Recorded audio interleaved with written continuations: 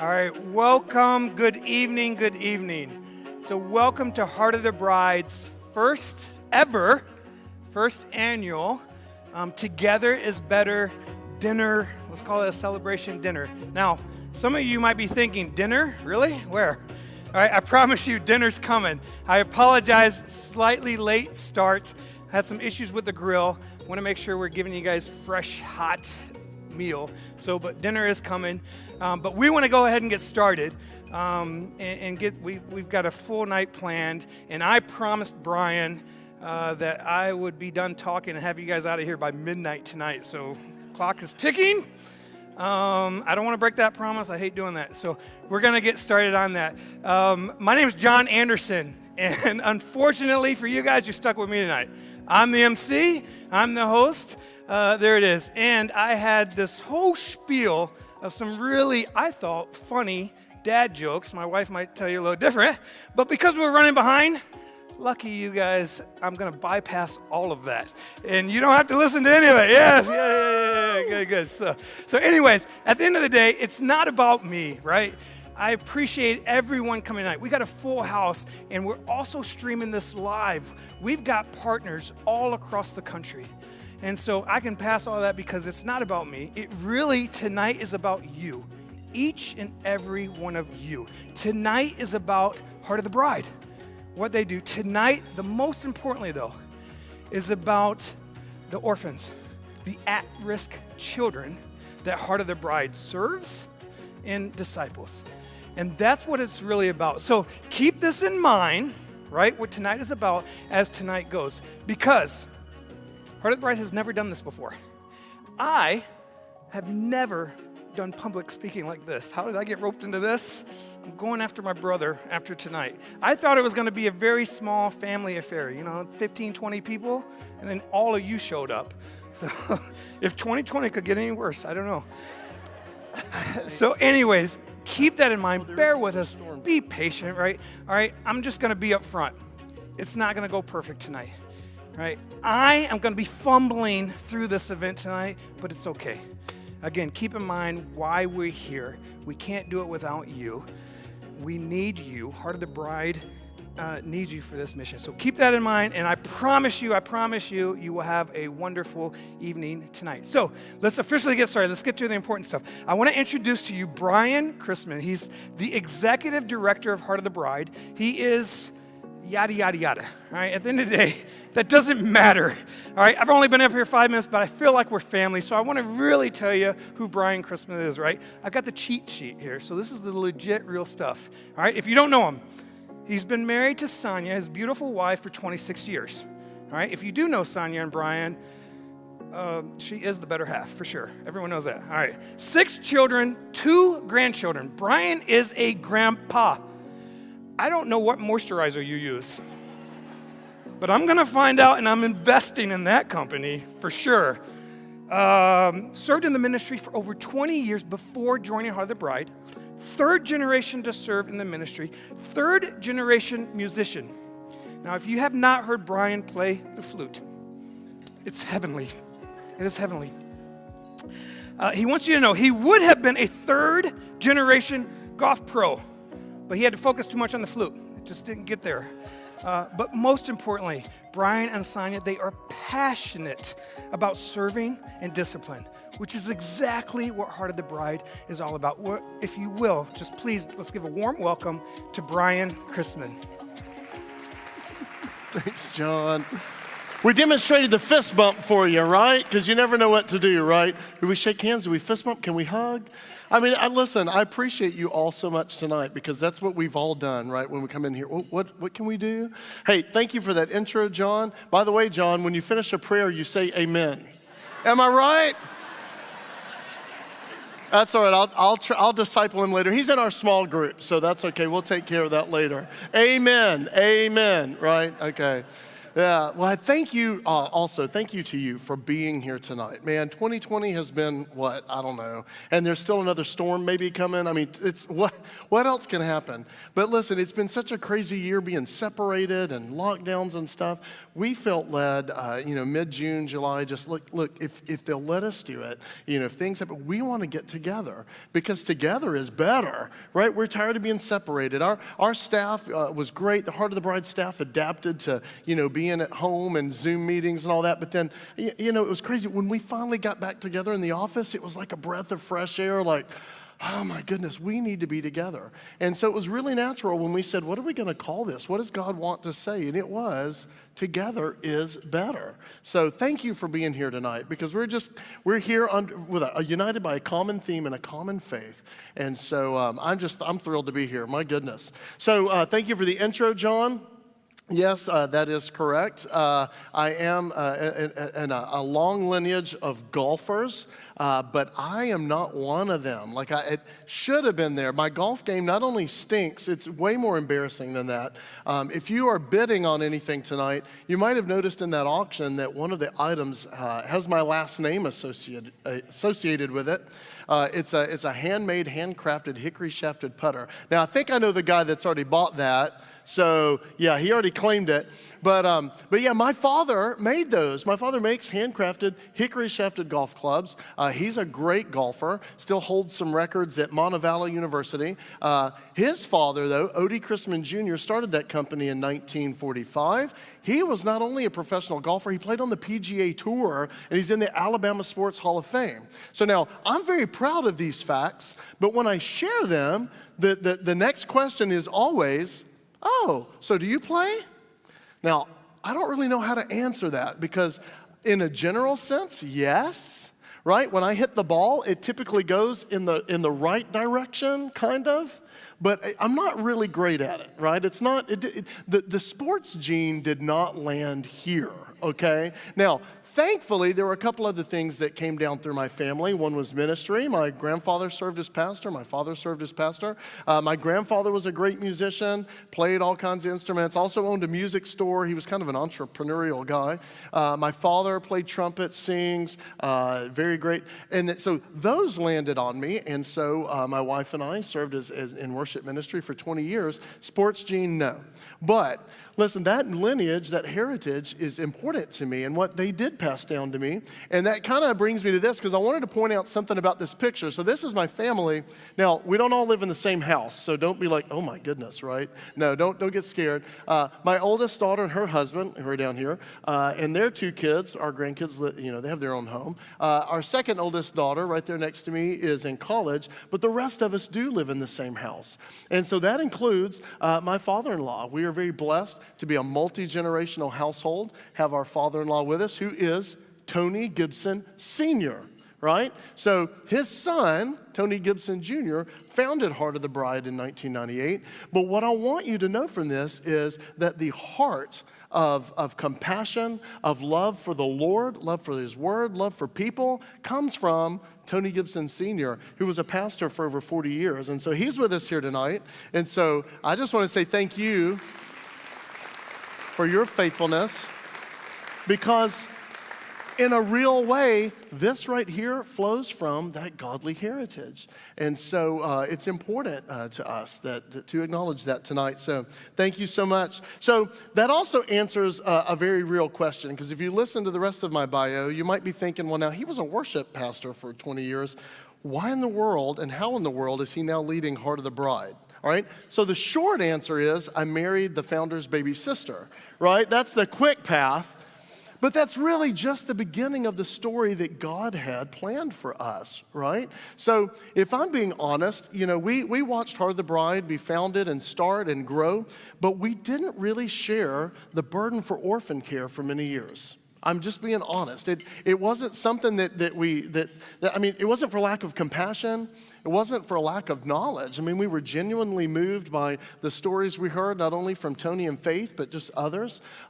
We knew the numbers, and we were moved by that, but we didn't share the burden. And I'll tell you, there were a couple of reasons why. I think number one was the numbers you hear were just overwhelming, right? 160 million orphans, 200 plus million orphans, depending on how you count.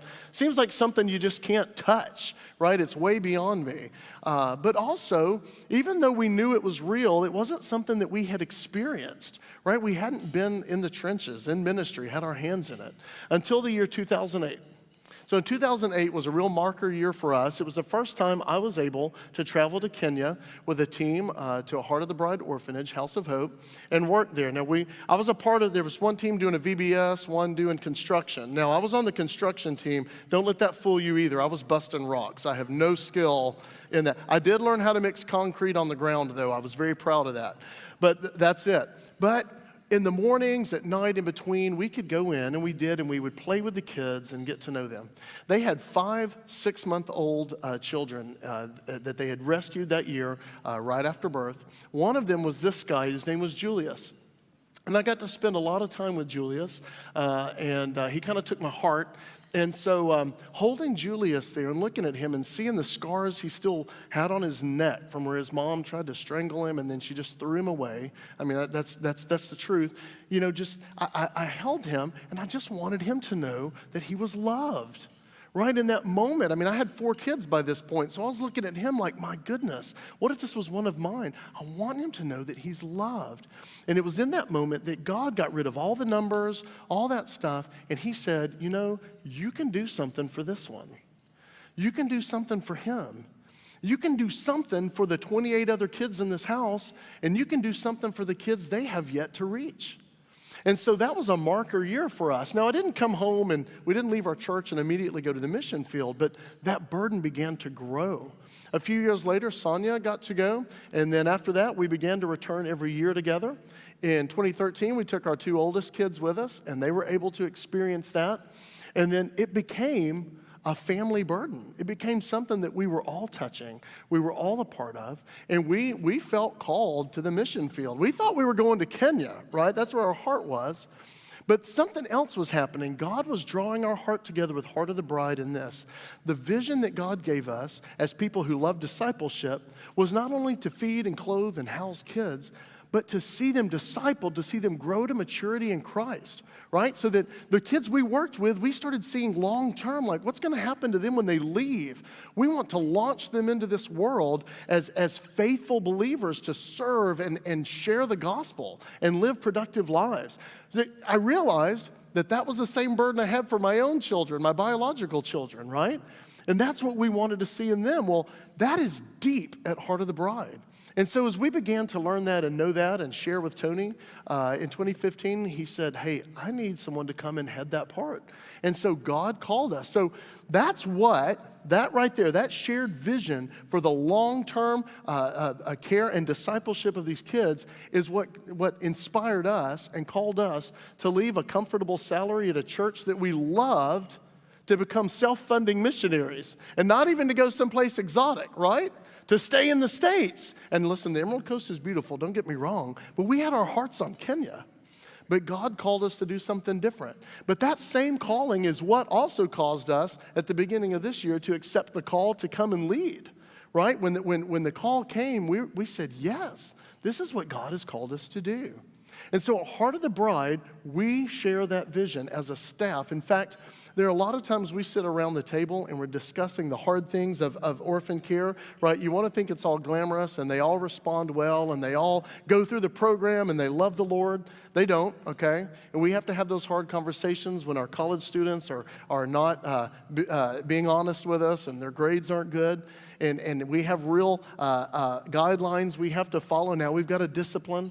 But the main thing we say all the time is, but what would we do if this was our kid? Right? This isn't somebody we can just pull money from.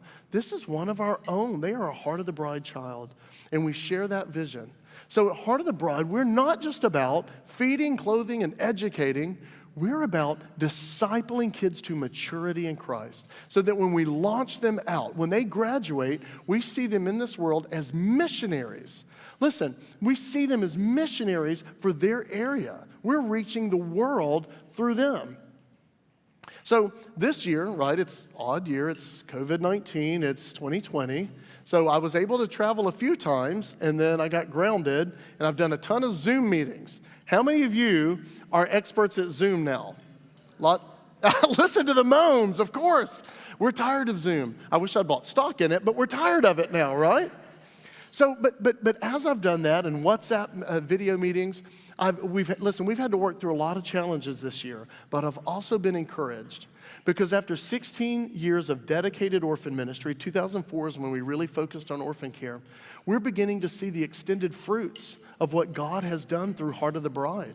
We're seeing those early kids that we rescued now graduating from either university or trade training or trade school out in the world, doing concrete work, tile work, changing tires, right? But doing it all for the glory of God. They're deacons, they preach, they share the gospel. We've even got 4 who've returned to our ministries in some way to reach the very kids from the areas they came from. So we're seeing the fruits of what God has called us to do. All right? Because we see the world through every kid that we can rescue. Orphan care, as it should be, is Great Commission work, right? We are raising each kid to be a missionary right there where they are. Where we can't go, they will live. They will be. We want them to function and live that way. And we're just as proud of them as I have been when my own daughter got married and launched into the world, right? I'm as proud when one of our kids graduates and goes into life to do that at Heart of the Bride. And we share that, we rejoice. So this year has been, it's been amazing. God has been encouraging to us. He has shown us the work that Heart of the Bride has been able to do. But he's also given us an amazing vision for what's ahead.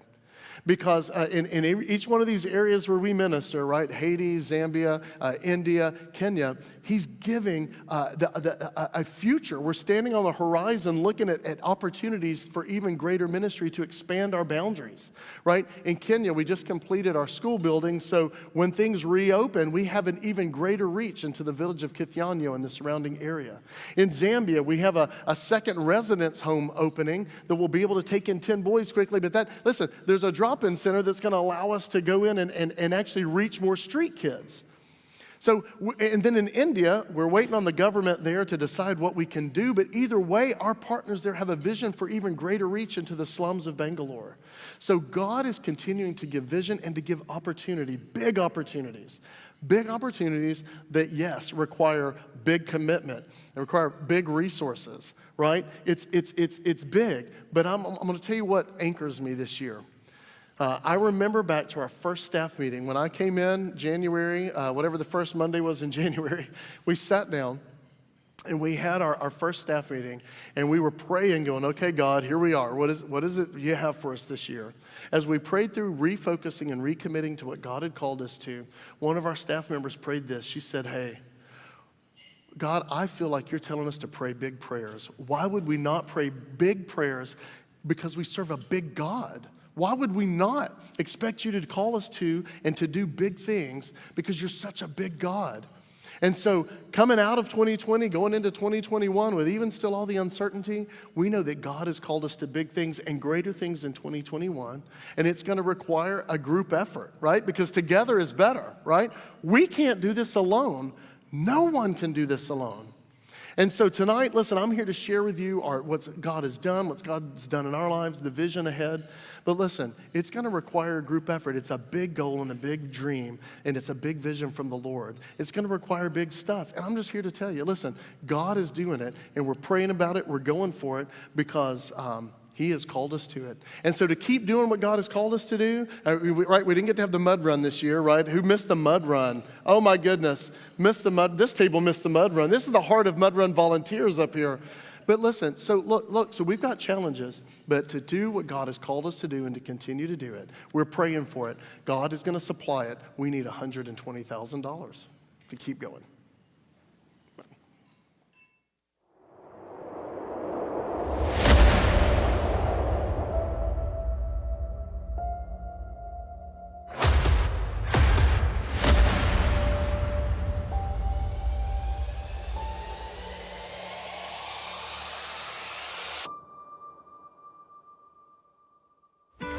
Greeting from Zambia.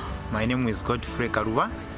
I was been in street for 5 to 6 years, and then I meet Habas Heart. Then I worked with them, and they really helped me. I was the first boy from town which I started helping at the house, and then I started schooling at St. Francis in grade 6, and then I completed my grade 12 at St. Francis as well. And then I went also 2016, I went for mission. I did discipleship mission training, and then I came back to Habas, and then I went again to do teacher training. Now I'm completed my teacher training. Now I'm here at Habas serving again, which God has called me to support what the vision for Habas they have. Yeah, so it's very good for me and a privilege to God to give me this opportunity again to teach my fellow boys which I was found with in town, and now I'm part of the outreach team, which is very exciting on my side. Also, I wanted to be an example to my fellow friends who are thinking that they cannot do anything. Yeah, but I've seen how God provides, how God's work. Through this ministry, I have learned a lot. I have learned a lot which I cannot explain. Even the people who are really sacrificed themselves to support this ministry, we really thank you, we really appreciate. And also the vision for Habas Heart to help the children from the street and to give them hope, to have the opportunity to know Christ also, to lead them to know the real salvation for Jesus Christ. That is a purpose for them, to help children on the street to know Jesus Christ. And I'm one of them. If you are doubting, God is really doing miracle things in Zambia. Thank you so much. This is Godfrey.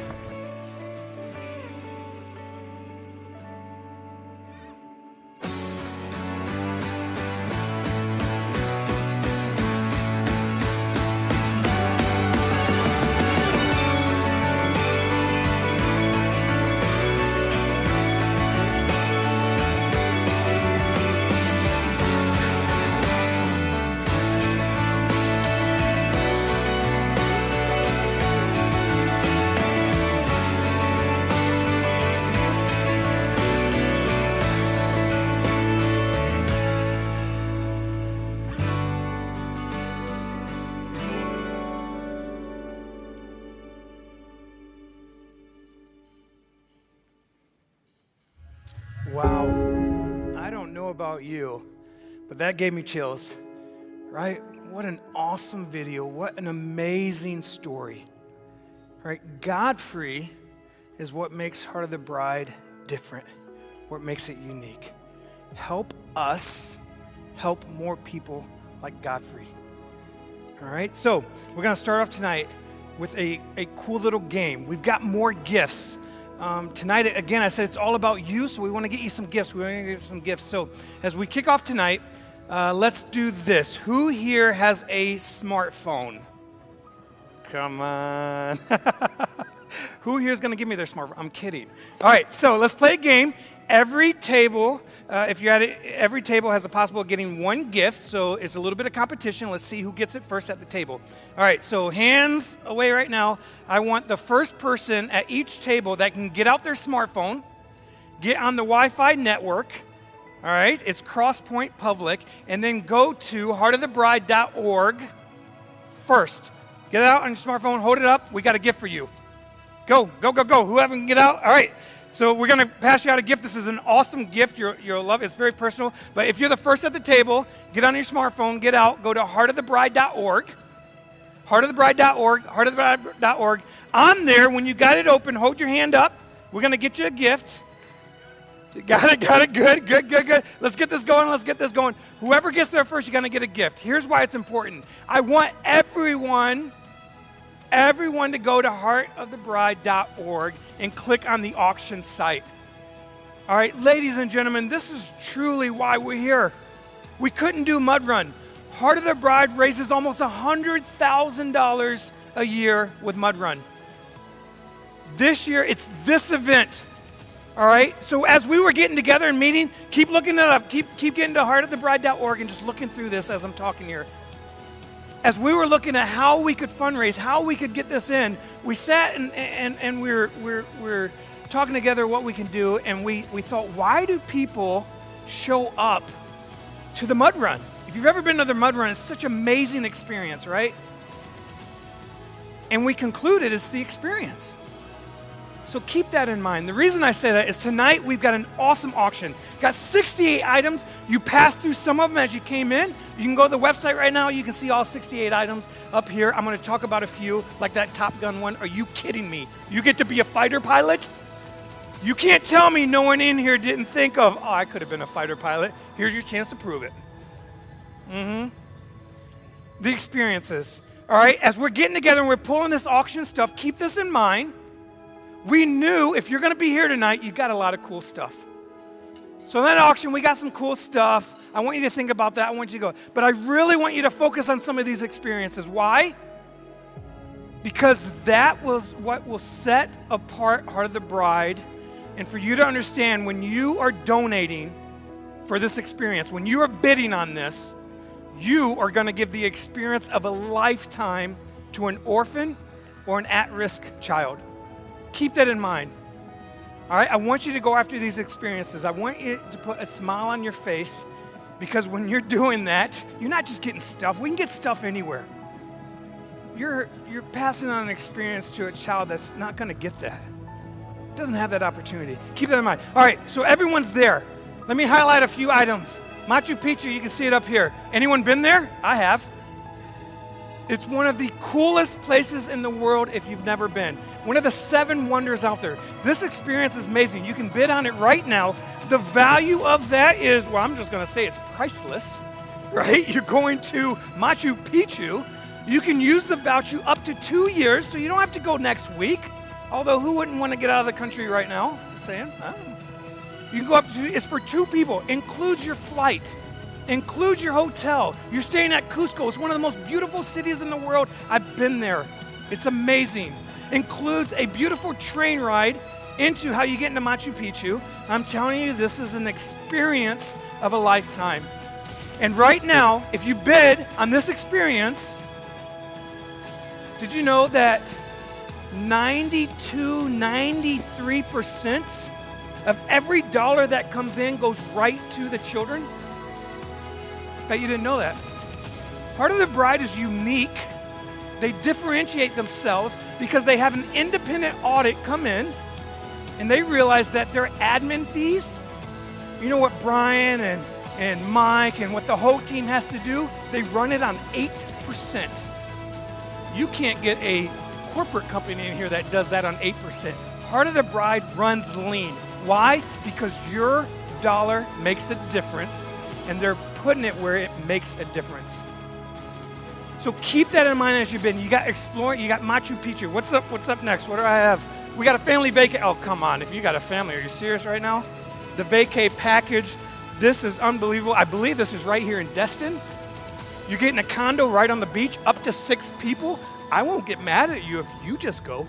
Sometimes the vacay package is just getting away, right? I won't get mad on you.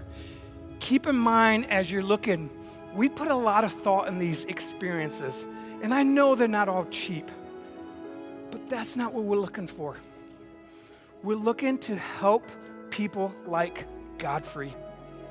We're looking to make a difference out there, to make world changers, and we can't do it alone. We need people like you to do this. Become a world changer. Now we're going to speed up real quick. Keep your phones out. The auction is going to end around 8 o'clock. Right? You lose it, and you can see the bids are going through. But 8, maybe I can extend it. I'll pull some strings. I know someone. Maybe we get 8:10, but it's gonna go quickly here. All right, so keep that open. Keep looking at it. Go through the package. You can see it's gonna have the value on there. You can see if someone's bidding on it. But let's bid. Let's do some good. Instead of getting muddy and do some good, let's do some bidding and do some good. All right? With that being said, I want to introduce to you guys Bob and Candace. They're right in the trenches. They are missionaries out in Zambia. Bob and Candace, if you guys can come up, they're just going to share a little bit on the like I said, in the trenches of what really goes down, how Heart of the Bride is able to get out and really, truly make a difference with these orphans and at-risk children.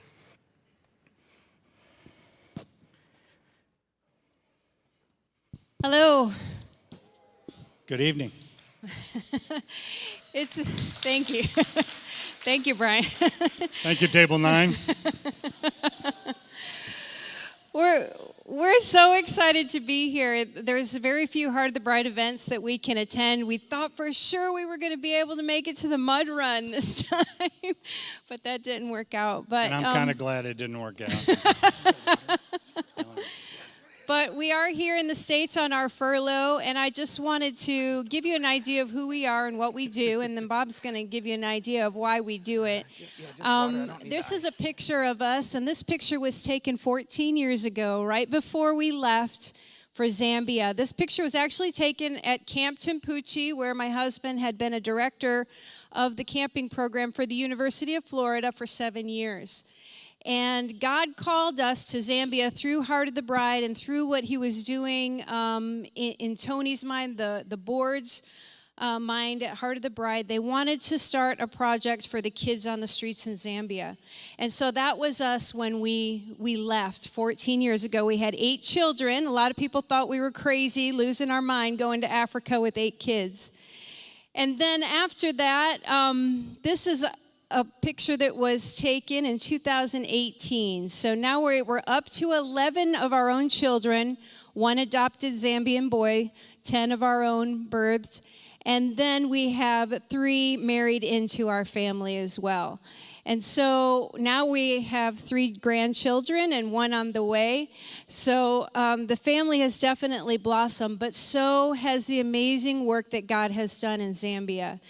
And so what we do in Zambia is that we were given specific objectives to reach the kids that live on the streets every single day in Zambia. So in our small community, Kitwe, there's about 300 kids that live in the downtown area. Now, that's not counting the outside community areas of compounds and little village areas where there are homeless kids as well. This is just the kids that are in town. And these are the kids that we've been assigned to as the kids that we are there to advocate for, to be parents to be mentors to take care of their medical needs and their problems with the police and their different issues that they're going through on the streets. And so that is what we've been working toward the last 14 years. What we have been able, or what God has actually been able to do, is to develop a residential care program. And so we have residential care and we have outreach. We have outreach care. I can't remember what picture is going to come up. You can change that slide for me. The outreach that we have to the boys in town involves a drop-in center. So most of the kids in town are boys, about 95% are boys, about 5% are girls. We do have a program for both. The drop-in center is a place where the kids can come and get help, and the range of help that they need is varying. What we try to do is find out why they're on the streets and if they have any living relative, and we go and actually our staff meets with those people and tries to find out their individual stories and what has gotten them to that place. And we try to find a path for them to get off the streets in town. We also have a ministry with the street girls in town, and unfortunately, their story is much more horrifying than the lives of the boys on the streets, as you can imagine. So thankfully, there are much fewer of them. But they are a group of girls that are very important to us, and we have ministry to on a regular basis. Here's 3 of the girls getting a Christmas gift. But then we have our residential care. So we can't take all of those 300 children in, but we do minister to them on a regular basis. In our residential care, we have a home for boys and we have a home for girls. And so the property for girls is involving trade training, education, and in providing a loving environment with a mother who is discipling these girls and helping them to know Christ. And the same thing is happening at the boys' home. This is a picture that we took just before we left in late June, and these are some of the boys and some of our staff there at Abba's Boys Homes. So it's exciting to see what God has done in the time that we've been there. We are blessed missionaries because we get to see fruits of our labors while we're still on the ground, which I know is just a really awesome gift from the Lord. We have boys that have graduated from high school, graduated from college, who are getting married, who are having babies, who are building homes, who are finding jobs. And we have girls that are graduating this year and going into their future as well. So this is who we are, and this is what we do. And so I'm going to give Bob a chance to share a little bit in his own unique way about why we do what we do. Why are you laughing? All right, quick confession. I'm going to tell you a quick story that I told at the Rocky Bayou Missions Conference, so some of you will have heard it. It bears repeating. Yeah, turn back around. That's right. And also the thing I said before I started to Brian was, my apologies, but when you hand me a microphone and ask me to talk about this for 5 minutes, that's not going to happen. So just make yourselves comfortable. When we first got to Zambia, and again, I'm going to try to touch on some of our core values, and then you'll see why we do what we do. So when we first got there, I didn't really know the kids very well. They all knew me because they knew that a missionary had come to minister to street kids. So I was instant celebrity, or we were. But I needed to find a way to get to know them. And that's really one of our core values is relationship. How do we spend enough time to get them to trust us, for us to get to know them? So one of the things that we came up with, and again, we're a little different. We're not an orphanage. You know, we deal with some older kids.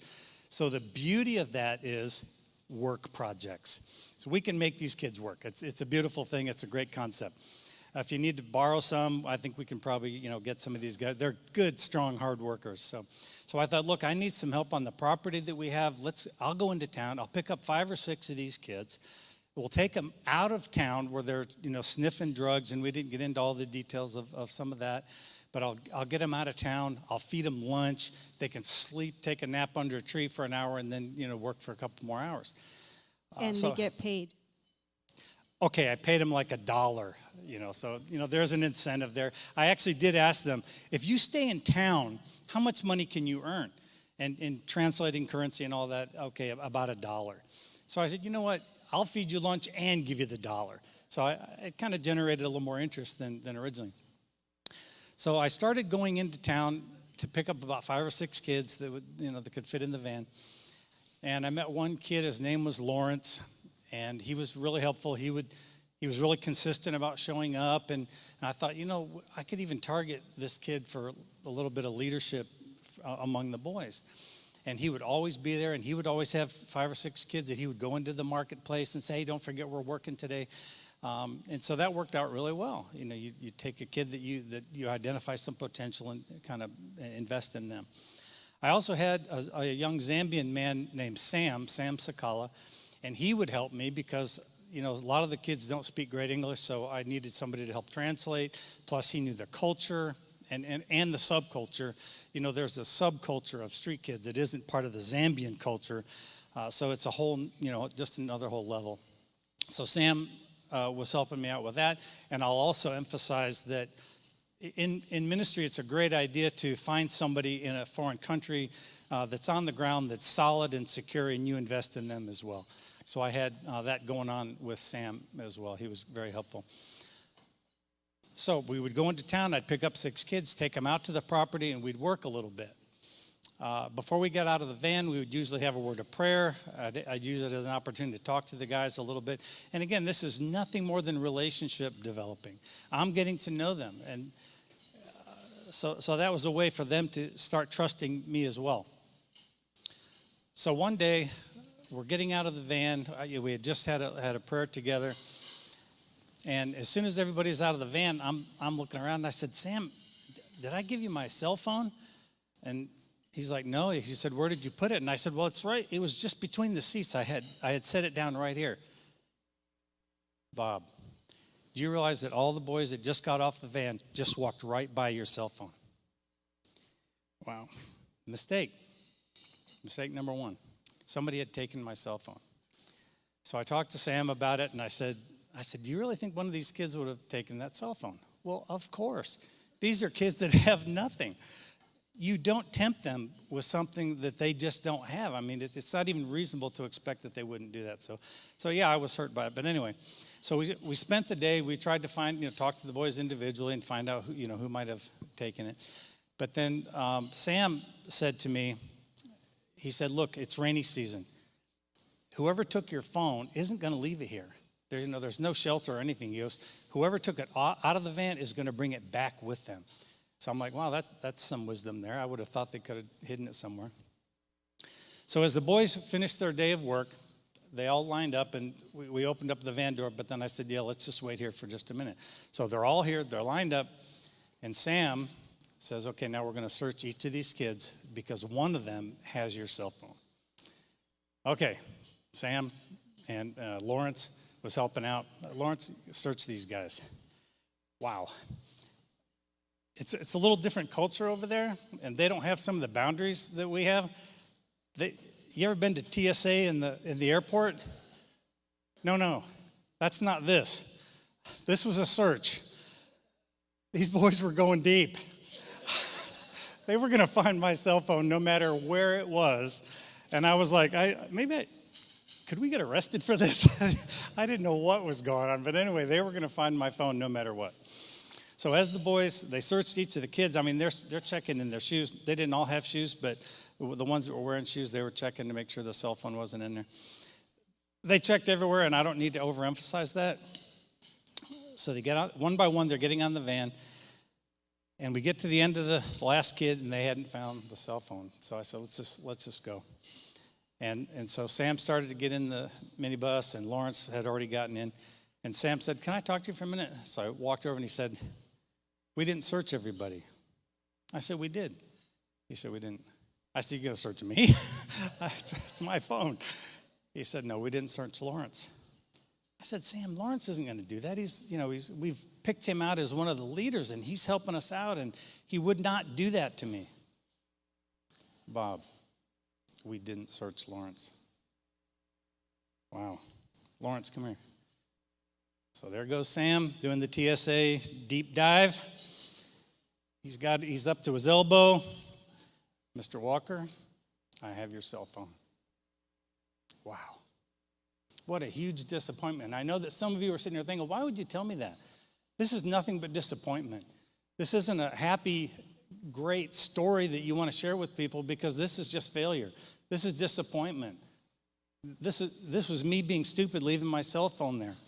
But you know what? That's all part of it. That's all part of doing ministry with hardcore street kids. But that's not the end of the story. There was another young man in that van that day. His name was Godfrey. You saw Godfrey's picture. You saw his video. It's not the Lawrences that keep us there. It's the Godfreys. And there's more kids like Godfrey. They're the bright lights at the end of the tunnel. And again, even if there wasn't a Godfrey, that's no reason for us not to be there trying to do what God has asked us to do. We're just simply trying to be obedient. So yes, thank God we can point at a Godfrey and say this is one of the reasons why we're there. The other reason why we're there is because we've been asked by God to be there. So that's why we're there. And I know that if God is asking you to do something, all you have to do is be obedient to that.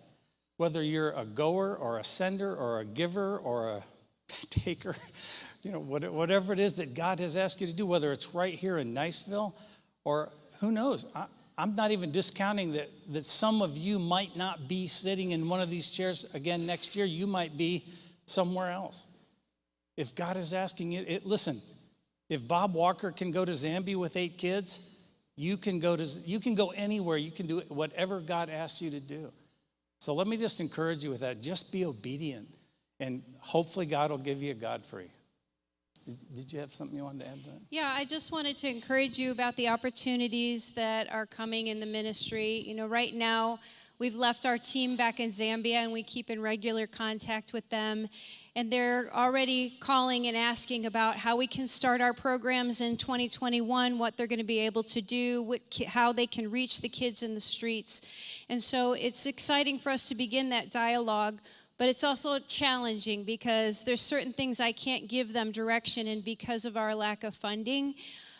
So I just keep encouraging them to pray for opportunities, pray for partners, pray for people that have the heart to join so that you will be enabled to reach out to the kids that you see every day suffering in the streets. And so that there's lots of opportunity with the drop-in center that we just were able to purchase and renovate. We'll be able to do all kinds of tutoring and ministry to the kids who come to us in town in the drop-in center. We have girls that we're exiting so we can bring new girls in 2021. We have a new house that was finished for boys that will hold 8 to 10 boys that we can rescue from the streets and bring into the same type of programming that Godfrey has walked through. So I just want to let you know about the opportunities that are ahead for Abbas. And if nothing else, please remember to pray for us. We went and visited a church in Michigan the other day that we hadn't been to in years, and they didn't know we were coming. And we looked at their prayer sheet, and it said, pray for Abba's heart. And we were so blown away. We were just like, they had no idea we were going to be here today, but they've been praying for us for years. And it's such a blessing, and there's so much power in that prayer because those prayers are ministering to kids like Godfrey every day. So thank you very much. Y'all, thank you for being here and giving us a minute to talk to you. Thank you.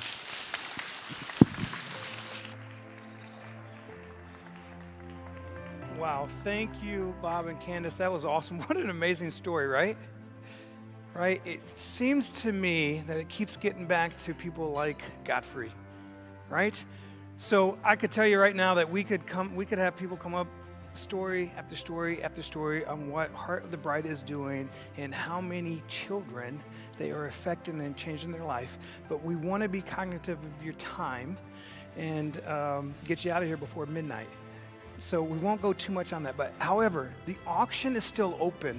I've talked to my brother. I pulled some strings. I said, you got me up here. Let's extend it. Let's really do good. We're going to keep the auction open until 8:30. We are raising some funds. You can see it right now. Again, remember, the walkers just talked about opportunity. The opportunity is there in all the countries. I'm telling you right now, the opportunity for you is here now. You can become a world changer. We cannot do it without you. I'm asking you right now, as you're listening to these stories, if something touches you, if something resonates with you, get on the auction. We're not asking you just to give us money. You are going to get an amazing experience or an amazing item. We're going to give back to you because you're giving to us. All right, so I was going to talk about a few more items, but we got the auction opened up until 8:30. You got 30 more minutes. You can pull out your phones. You're not going to offend me. You're not going to offend whoever else comes up here. I want to see you on the phones. All right, look through them. See what's out there. If your wife is bidding for something, bid a little higher, right? If you see something out there, guys, have you started your Christmas shopping yet? Come on, make it easy, right? We want the easy button. It's right here. You're going to spend it somewhere anyway. Help out Heart of the Bride. Do something good. All right, with that being said, I want you to continue to check this out, but to be cognitive of time, I'm going to get Mike Anderson up here. He is the Director of Development. He is, if you haven't known by now, my brother. We're actually twins. He's the one that got me roped into this. But we want to get him up here real quick. He's got a quick message. Please welcome Mike Anderson. Thank you. It's like walking by a mirror, kind of, sort of. Thank you for being here tonight. If you're joining us online, thank you as well.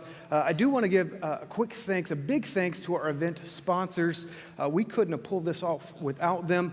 Better Built Construction, We Care, Heating and Air, and of course, Crosspoint. Thank you so much for partnering with us. It's an honor to say that this event costs money, but because of sponsors and generous people and businesses who donated items and table hosts, this event is completely 100% covered. The cost is covered.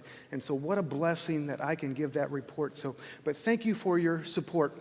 Now, as I was preparing tonight and what I wanted to share with you guys, I started to look back into pictures that I had of some of my trips that I've been on. And so I came across this picture here. And you may think, well, what's significant about that picture? And it's not just me, and I know it's probably missing children and all that stuff in it, but if you look closely and you see what's in my hand, it's a hammer. It's a plain red hammer, a Craftsman hammer worth $30. But that is so significant to me, and I will never forget what that hammer and that picture on that trip represents. See, it was a few years ago when I went on that trip, and we were going to Haiti. In the northwest corner, Marouge is the town, and our partner Edna there, and they have the Human Care School, and we're going to do some construction work. And so as we're talking with him and kind of figuring out what we can do with our team and the items that we need to bring, because it's a remote area, little access to electricity, if at all, water. And so we knew that we were going to have to bring in our tools, bring in everything with us. But we're talking with him, and he's telling us, hey, here's the needs. Here's what we need to do. And they're like, yeah, we can do that. We can do that. We can do that.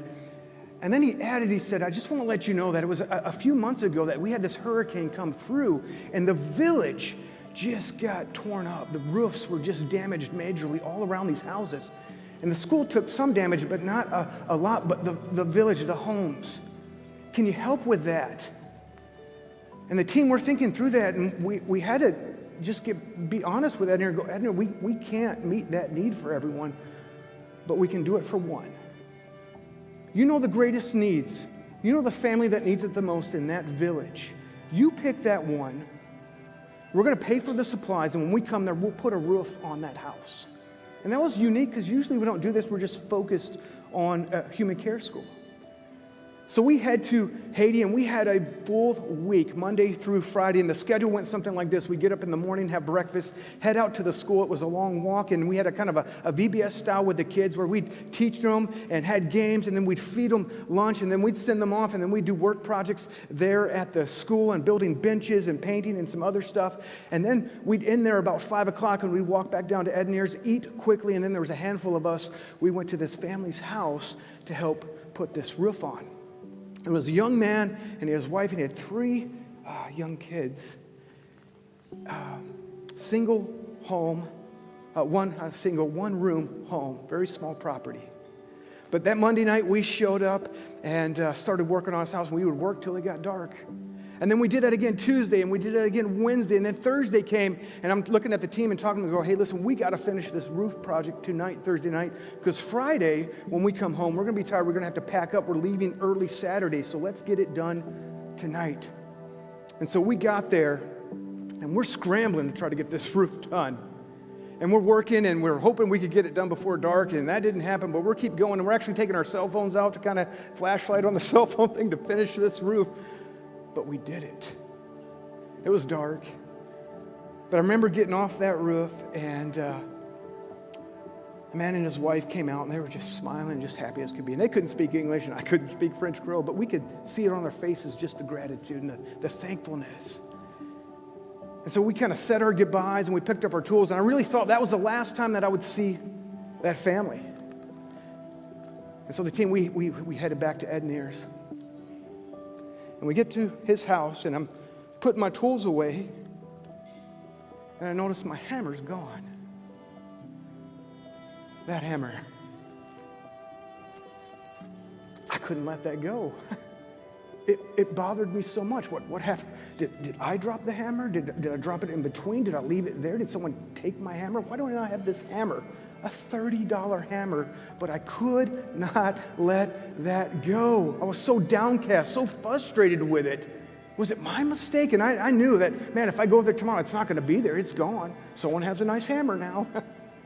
I couldn't let it go. Well, the next day we get up, and it was a busy day, and we head to the school, and we finish out the VBS, and then we finish out the projects at the school, and I'm the guy on the team going, hey, can I borrow your hammer? I don't have mine. But like that was my hammer, and I couldn't let it go, and so I go to Ednier, help me out. I need a translator. I want to go back to the house because maybe, just maybe, my hammer's there, right? Maybe, I don't know. And can you go translate with me and ask him if he's seen a hammer so I can get my hammer back? And Edner just kind of looks and smiles and is like, okay. And I'll never forget this. As I'm walking down this dirt road, and the house is at the end of this road, and I look up and I see the brand new roof. It's a tin roof. It's shining. I see that. But immediately, I notice something different. There's a structure, a new structure on the property right next to the house. And I'm like, Edner, that was not there last night. I mean, we were here late. That was not there. And we're getting closer. I'm looking at it, and it's like a 6 foot by 8 foot. It had a door, had the roof, and I realized, I'm like, this was built from the wood that we were discarding from this old roof. This was a throwaway pile over here, and the tin roof, and they patched it together. And I go, why would they build this structure, and who did it this fast? And Ed Neer kind of looking, and he opens up the door, and he realizes, oh, this is where it's a cooking house, shelter for them to cook. Because they have a one room, and they would just cook outside in the open. And right when he said that, here comes the man out with his wife, and she's got the biggest smile on her face. And he comes out holding that hammer. And I'm looking at him, and I'm going, I'm pointing at the structure, I'm pointing at him, and I'm going, you built this? And his wife just big smiles, and he just nods, takes the hammer and goes like this, and then gives it back to me. Now, I got to confess, I've been guilty of this. Sometimes I can just assume the worst about people, and I can just say, you know what? If you just worked harder, if you just were motivated, you would get out of that situation, right? Or sometimes, I mean, like I said, well, you're just helpless, nothing, right? And I can just assume that about people. But in that moment, when he handed that hammer back to me, God humbled me, and God spoke to me and said, Michael, that is not always the case. Sometimes it's just they don't have the resource or the opportunity that you have. And man, in that moment, boy, was I humbled. And I go ahead and wait here. And I ran back to his house, and I grabbed my tool belt and everything in it. And I come back and I said, I want you to have this, and I can't wait to see what you will do with this. I just look at it and go, man, I was holding on to a hammer. And for me, it was just a hammer. But for that man, it was a resource. It was an opportunity that he needed to build a shelter for his wife to cook. That's all he needed. It wasn't because he was lazy. It wasn't because he wasn't motivated. Any of that. He didn't have the resource. He didn't have the opportunity. Heart of the Bride, we're in 5 different countries. We can only talk about 4. We're caring for over 500 orphans and at-risk children. And I'm telling you, they do not have the opportunity and the resources that you and I and our children have. But we want to give it to them. And Brian and I and the team at Heart of the Bride, we can't do it alone. We can't. The burden's too great, but we don't have to. You see, in each area of that, we've got wonderful partners in country, on the ground, I like to say in the trenches, working with us. Ed Neer up in Haiti, working with Human Care School. And we've got 2 graduates, Abdel, and I haven't met, it's St. Hubert. And Brian met him, and he was telling me about St. Hubert, who's a tile worker, and he graduated through Human Care School. And Brian met and got to see some of his work, and he's like, Michael, you got to see this guy. His tile work is outstanding. Why? Because they had an opportunity and the resources to change,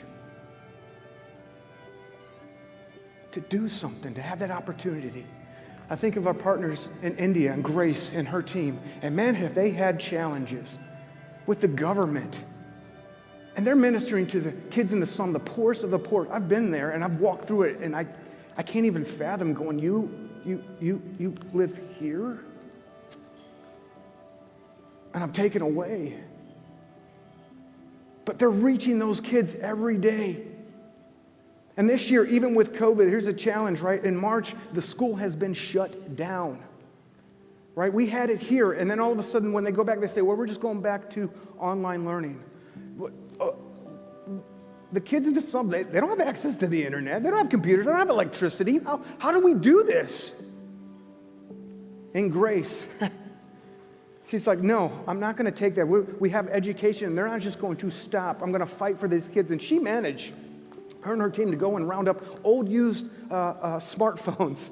And our 10th graders are taking their test to pass to go to the 11th grade on these old smartphones that she's able to go and just round up and get. And so next year we have an 11th grade class. Because they have that burden, our partners have that burden, and they want to provide the opportunity and the resources. I think of Monica in Kenya, and this is out in the bush. And all these places, by the way, you want to go, we will take you.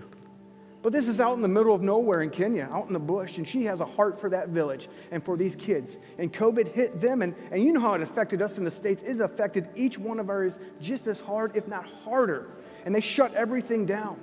And no longer could she go and travel to a bigger city to bring in food. They just couldn't do it. Everything was shut down, locked down, couldn't leave their villages, nothing like that. Well, what can we do? What can she do? And then she's working and reviving a garden there in the community to help feed them. And then she's like, well, we can't leave the village, but I can still witness and minister to the village and to these kids. And so then we have a report that she came back, 22 kids. They did this big outreach to give their lives to the Lord. And we're expanding and growing. She's adding on to Eagles Academy, our school there. And you heard from the Walkers in Zambia, but they've got a great team with the Furies and the Zimbas and TK and I think Enoch in the trenches every day. You know, you may not know this about Godfrey, but here was the opportunity and the resource that Godfrey had when he was on the street. He was actually one of the drug dealers. That was the only opportunity he had to make some money, to try to make it, to try to survive on the streets. But we have a team that comes in and says, no, we're going to give you another opportunity, a different opportunity. There's a better way. We're going to provide resources for you so you don't have to do that, Godfrey. We want to see who you can become. We can't do this alone, and we can't do this without our partners. We can't do this without you.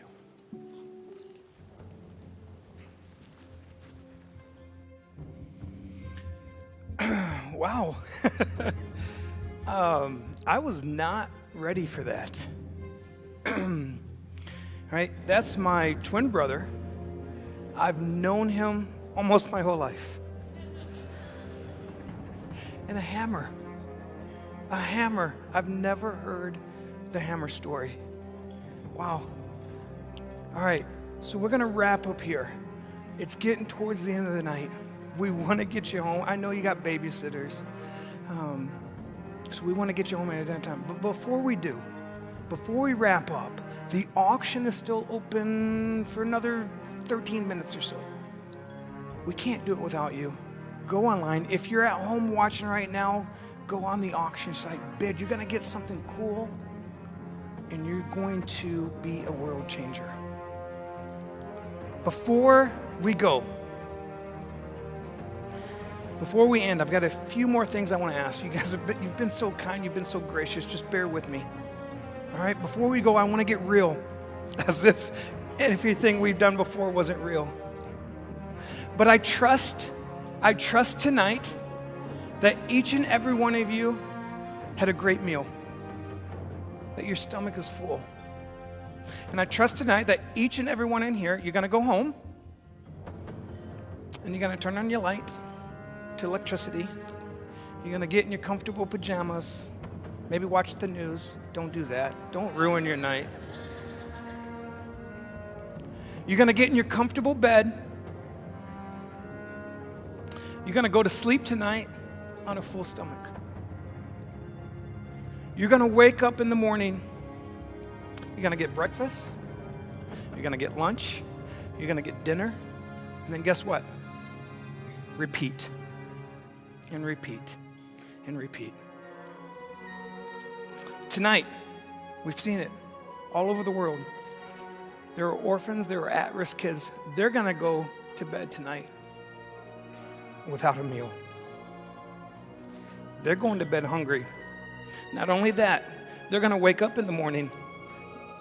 They're not gonna get breakfast. They don't know when they're gonna get the next meal. Not only that, they're going to bed tonight with no hope of getting an education. And most of us know, if you want to break the poverty cycle, education's key. They're going to bed tonight. They're not going to wake up and be educated. Probably most importantly is they're going to bed tonight without hope. Without hope. All right, as we end tonight, I want to talk to you about sponsoring a child. The auction is cool. You're going to get some really cool stuff. Do it. We need it. We need to raise the money so we can have the Walkers do what they do and all the other partners do what they do. But I want to talk about sponsoring a child. Here's why it matters. Godfrey. When you sponsor a child through Heart of the Bride, they got several different levels. 100% of that sponsorship goes to the child. 100%. Every single dollar you give goes to that child. I don't know of any other organization that does that. Dollar for dollar, it goes to that child. The question shouldn't be tonight, before you leave, if you sponsor a child, let's get real. If you're here tonight, if you are watching right now from the comforts of your home, the question is, how many will you sponsor? How many children are you going to give hope to? Are you going to give a meal to? You're going to help educate. You're going to disciple. Are you going to be a world changer? Not only that, are you going to help a child like Godfrey become a world changer? Each one, reach one. I need every single person here tonight and everyone watching at home to sponsor a child. I don't care what package. You can go right now, Heart of the Bride, and you see a tab, join the fight. You can sign up right now. I know some of us, we don't like the whole technology thing. You can go right to the back, we've got a booth. You can pick out a child that you want to sponsor. Right? You can sign up right tonight.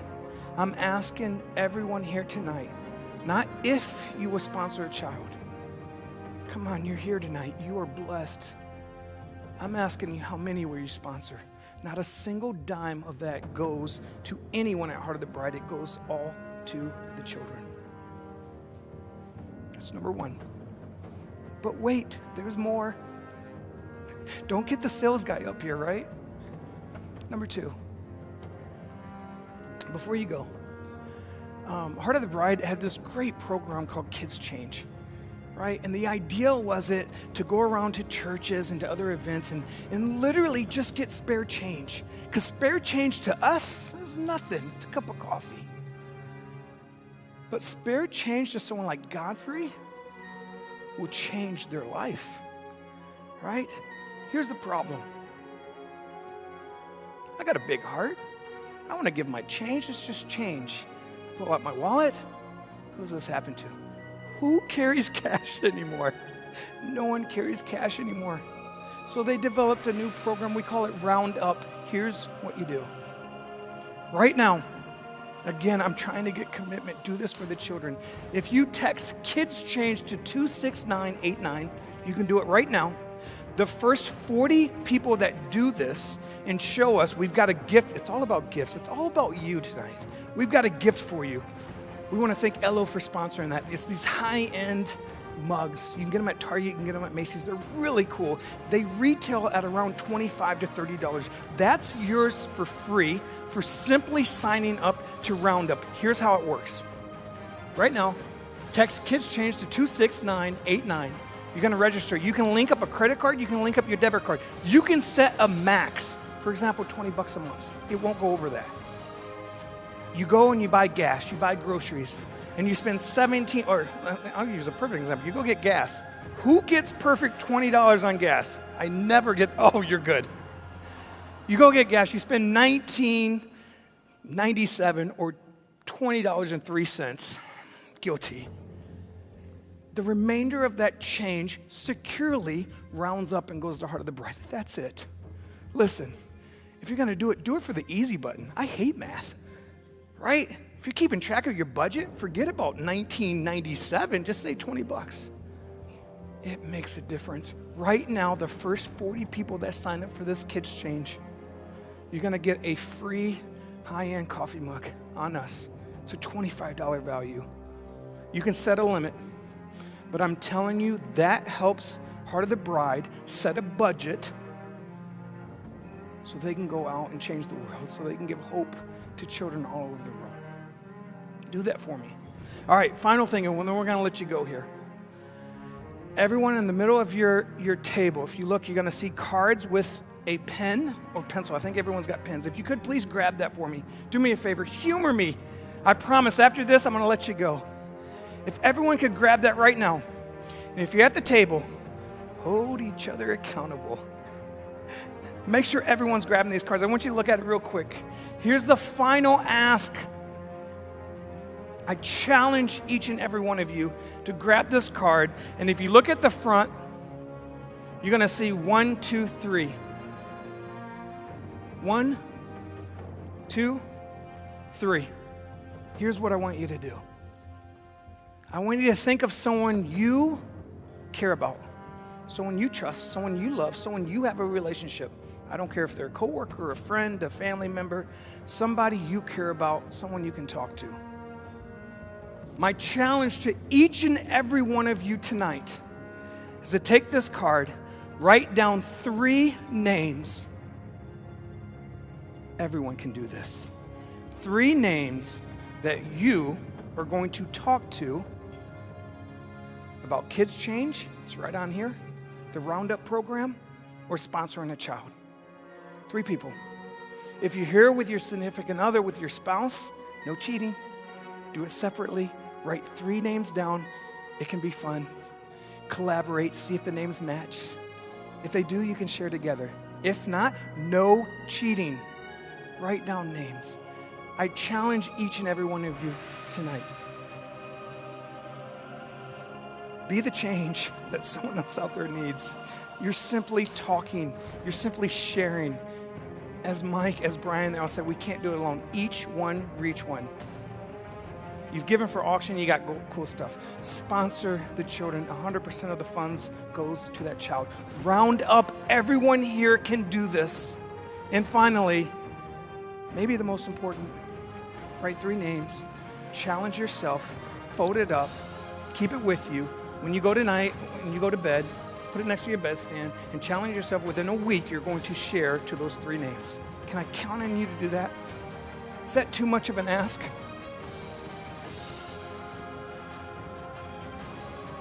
I'm telling you, each and every one of you here tonight can and will be a world changer.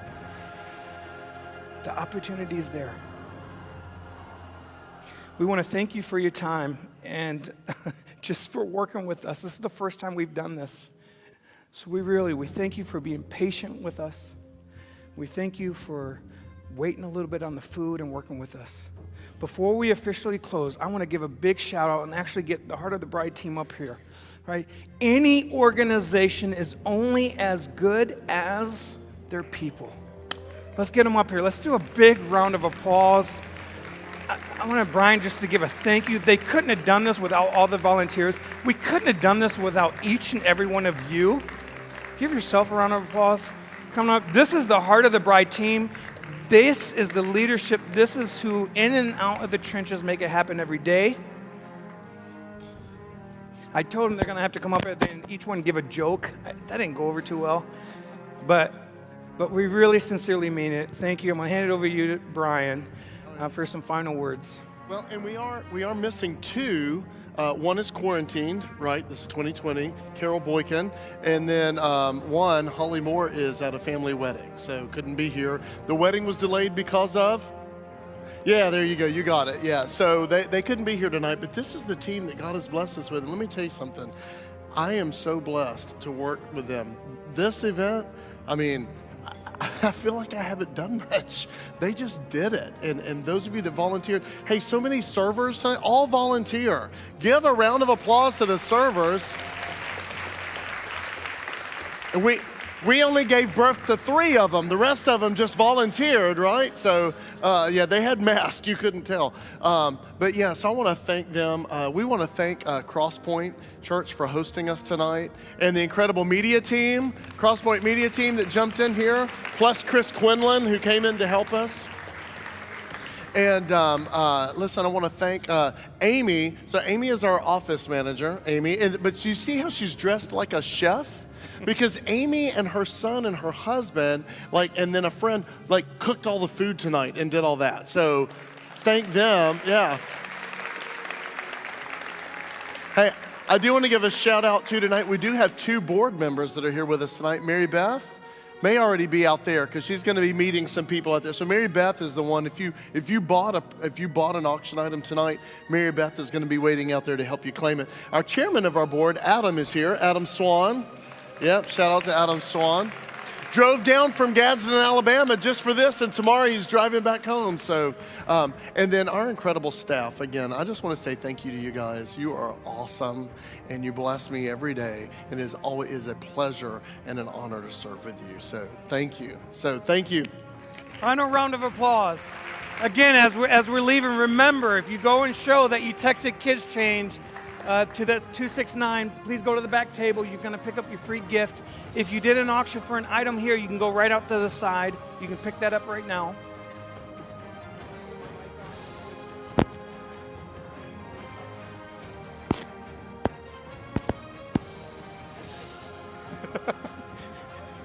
Yes, no.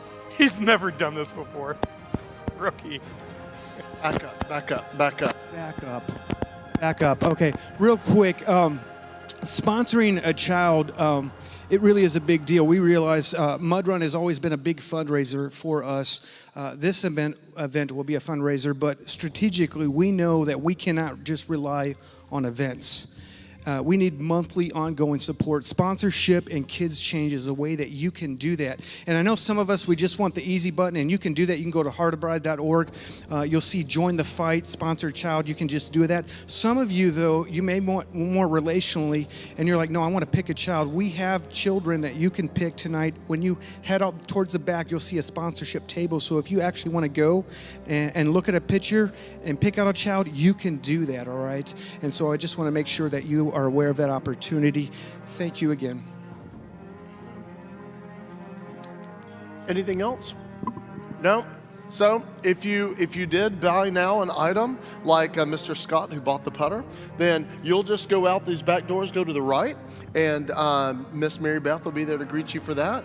If not, there's the sponsorship table, and then we're exiting out the back tonight, right? Out the back, there's also some boxes out there. If you just want to do a one-time gift, please feel free to do that as well. We would just be really thankful for any donations out there. So we've got boxes for that. You can do cash, check, your right arm, left arm. We'll figure it out. Just drop your card in there. We'll Yeah, your that for you card. later. We'll figure it out. We assure you on that. No. And then Michael and I are going to be hanging out down here. If you just got any questions about Heart of the Bride, we're just going to be hanging out. So Other than that, safe travels. God bless every single one of you. Thank you for coming tonight. We really, you truly blessed us and the team. amen. Yeah. Thank you so much. God bless you.